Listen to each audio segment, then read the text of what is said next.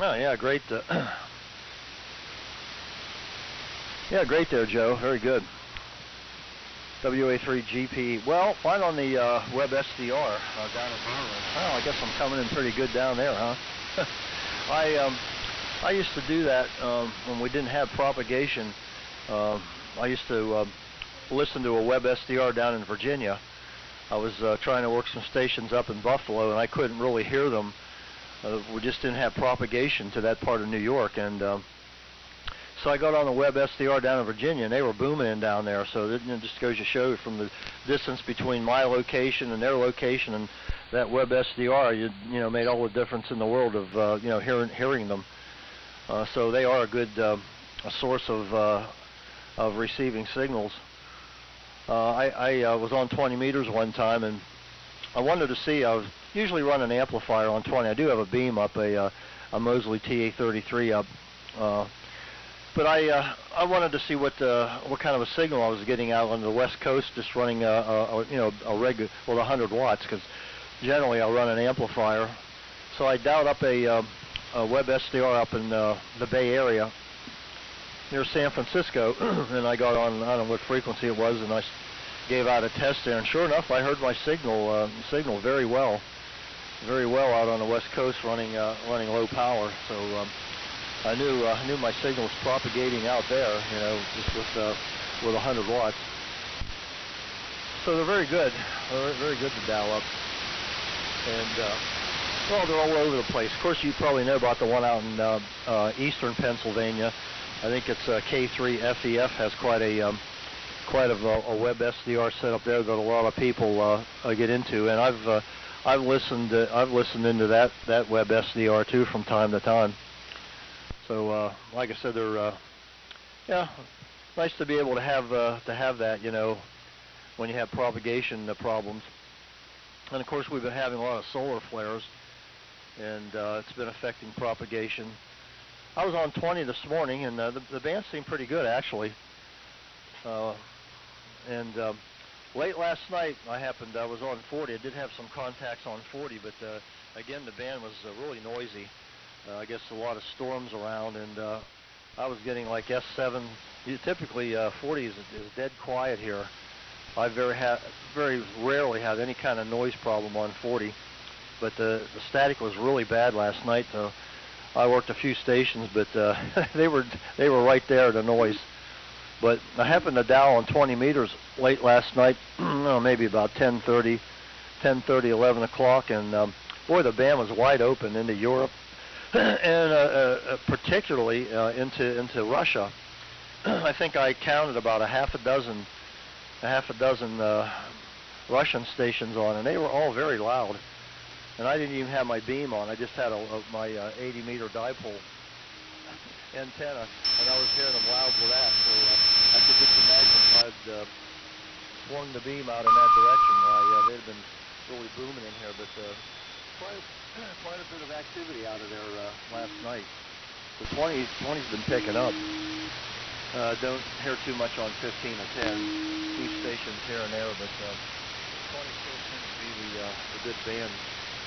Even late at night, it's been pretty good. And then, like I said, in the morning too.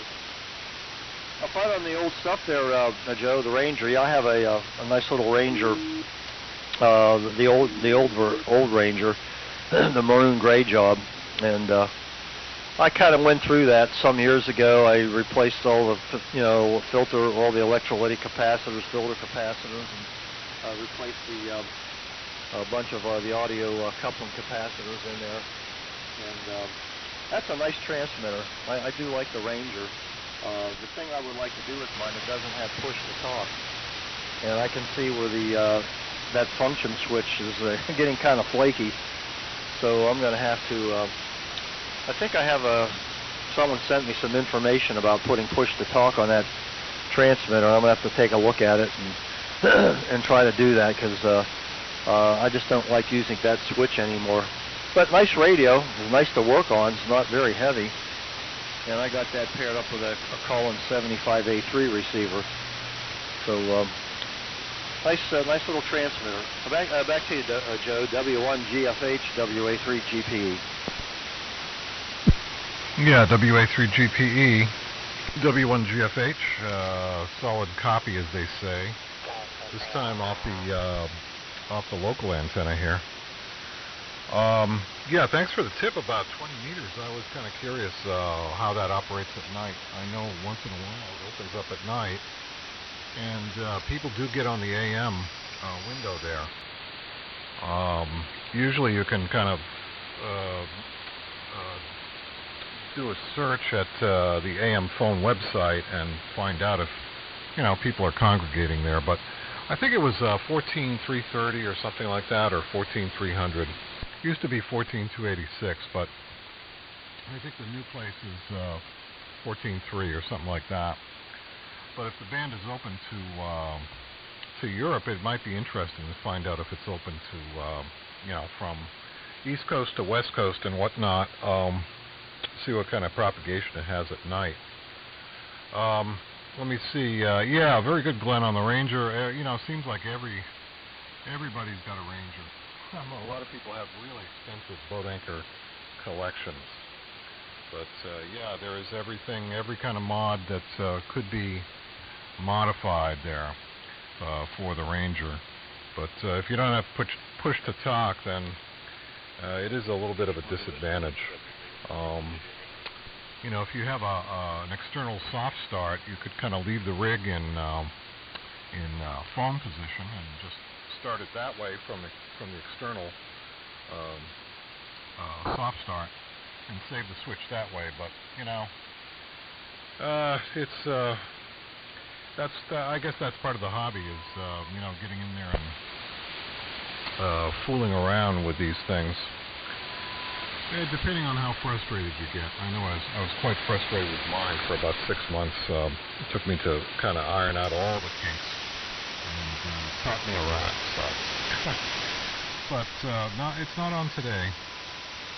Using the solid state stuff today, and I find it very convenient to, you know, just turn on a transceiver and take advantage of propagation.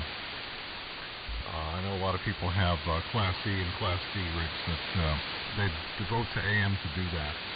I'm not there yet, but you know, I'm not ruling it out yet either. So anyway, I hope the propagation is holding up. As I said, I'm gonna probably call this quits here in QRT to go out and finish some work outside. But good contact, Glenn. Thanks for the report. Hope it goes well with you, continuing with your work on the other bands there. WA3GPE from W1GFH. Yeah, there's somebody else in there. The frequency's in use. Let's see. Let me... W1GFH, WA3GPE. Hey, okay there, Joe. Very good. Yeah, you might as well take it, you know, advantage of the nice weather. I did well last Saturday. I had a quite a long lot of work to do last Saturday in the yard, and so I really took advantage of that. And then Wednesday I finished up some of the stuff I was doing there. So it was kind of a bad winter. That I think there was 3 trees that came down, not big ones, but I've got a lot of woods around me, and these trees are, I don't know how old they are, but some of them pretty bad looking. And in fact, I had a couple of trees come down on the one leg of my 160 meter inverted V and damage that. I had to replace that a couple of times this year. So finally, it looks like all the trees around have fallen down. So unfortunately, the other trees that came down were not near the antenna. So that 160 meter antenna is up in the woods, and that's the only problem. There was just too many trees. But I did manage to get it up anyways, and I had some contacts up there. Not a lot. There's just a smattering of activity there. I hear some groups on there that get on every night, same frequency, and you get on there and call CQ, and very seldom do you ever get anyone to answer you. So